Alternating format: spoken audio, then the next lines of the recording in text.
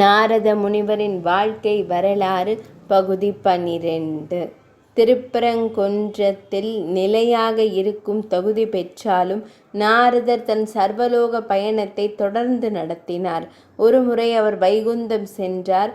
அப்போது திருமாலும் லக்ஷ்மி தேவியும் அந்தரங்கமாக ஒரு தனி இடத்தில் பேசிக்கொண்டிருந்தனர். நாரதை கண்டதும் லக்ஷ்மி தேவி வெட்கப்பட்டு உள்ளே சென்றாள். நாரதருக்கு கோபம் வந்துவிட்டது. எம்பெருமானே, பார்க்கடல் நாயகனே, நான் லக்ஷ்மி தேவியாரை தாயாக நினைக்கிறேன். அவரை தாயார் என்றே உலகத்தினர் போற்றுகின்றனர். நானும் அப்படி எண்ணியே தாங்கள் தனித்திருக்கும் அறைக்கு வந்தேன். மேலும் நான் கோபத்தை அடக்கியவன், மாயையை வென்றவன், அதாவது முற்றும் துறந்தவன். ஒரு துறவியான என்னால் லக்ஷ்மி தாயாரை தவறான கண்ணோட்டத்தில் பார்க்க இயலுமா? அவர்கள் இப்படி நடந்து கொண்டதால் என் இதயம் வலிக்கிறது என்றார். நாராயணர் சிரித்தார். நாரதா, நீ ஆசையை துறந்தவன் என்கிறாய்.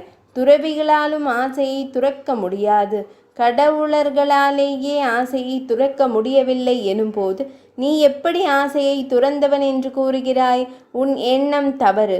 வா என்னோடு, நான் உன்னை ஓரிடத்திற்கு அழைத்துச் செல்கிறேன். நீ ஆசையை துறந்தவனா என்பதை நீயே உணர்ந்து கொள் என்று கூறி அழைத்துச் சென்றார். அவர்கள் பூலோகம் வந்தனர். ஒரு குளத்தின் கரைக்கு சென்றனர். நாராயணர் நாரதரிடம், நாரதா, இந்த குளத்து நீர் பால் போல் தெளிவாக இருக்கிறதல்லவா என்றார். ஆம் பிரபு, இதை பார்த்த உடனேயே நீராட வேண்டுமென தோன்றுகிறது என்றார் நாரதர். அதற்கென்ன நாரதா, நான் காத்திருக்கிறேன், நீ நீராடிவிட்டு வா என்றார் நாராயணன். நாரதர் தன் வீணையை கரையில் வைத்துவிட்டு நீராட தண்ணீரில் இறங்கினார். நீரில் மூழ்கி எழுந்தார். இப்போது அவரது உருவம் மாறிவிட்டது. ஆம், பெண்ணாக மாறிவிட்டார். நாரதராக இருந்து நாரதியாக மாறிவிட்ட அவர் கரைக்கு வந்தார். தன்னை பார்க்க வெட்கமாக இருந்தது. கரையில் இருந்த துணியால் உடலை மறைத்து கொண்டு நின்றார். சுற்றுமுற்றும் பார்த்தார். நாராயணரை காணவில்லை. அவரது வீணையும் கரையில் இல்லை. கொஞ்சம் கொஞ்சமாக அவர் நாரதர் என்பதே தெரியாமல் போயிற்று. பழைய நினைவுகள் மறக்கவே அழகே வடிவாக வெட்கத்துடன் நின்று கொண்டிருந்தாள் நாரதி. அப்போது அந்நாட்டின் மன்னன் தாலத்வஜன் அங்கே வந்தான். தனியே ஒரு பெண் சொக்கும் அழகுடன் நிற்பதைக் கண்ட அவன், அழகு திலகமே, நீ யார்? இப்படி ஒரு அழகியை நான் இதுவரை கண்டதில்லையே. திருமண எண்ணமே இல்லாத எனக்கு உன்னை பார்த்ததும் அந்த ஆசை வந்துவிட்டது. நீ எந்த நாட்டைச் சேர்ந்தவள்? சொல். உடனே உன் பெற்றோரிடம் பெண் கேட்க ஆள் அனுப்புகிறேன் என்றான். மன்னா, நான் யார் என்பதே எனக்கு தெரியவில்லை. எனக்கு தாய், தந்தை, உறவினர்கள் யாருமே இல்லை. எப்படி இந்த இடத்திற்கு வந்தேன் என்றும் புரியவில்லை. இருப்பினும் எனக்கு ஒரு துணை தேவை என்பதால் உம்முடன் வருகிறேன். உம்மை மணந்து கொள்ள சம்மதிக்கிறேன் என்றாள். தடபுடலாக திருமணம் நடந்தேறியது.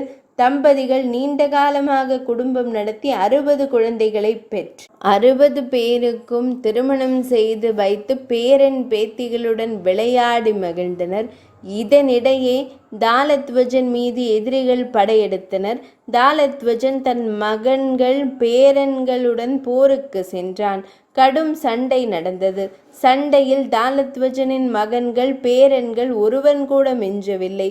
எல்லோரையும் எதிரி நாட்டவர் அழித்து விட்டனர். தாலத்வஜன் மட்டும் திரும்பி வந்தான். நாடும் போய்விட்டது.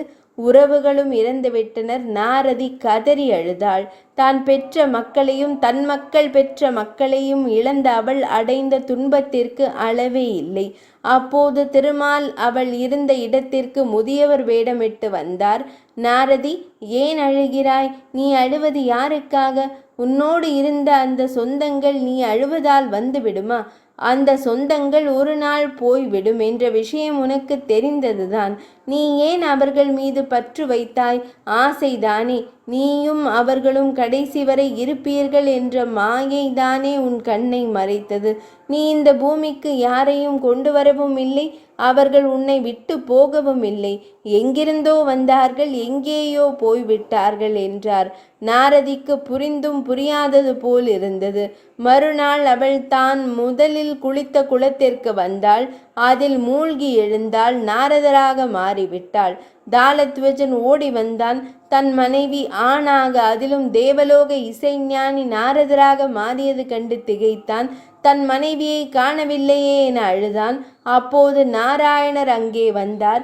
அன்பனே, நீ அழுவதில் அர்த்தமில்லை.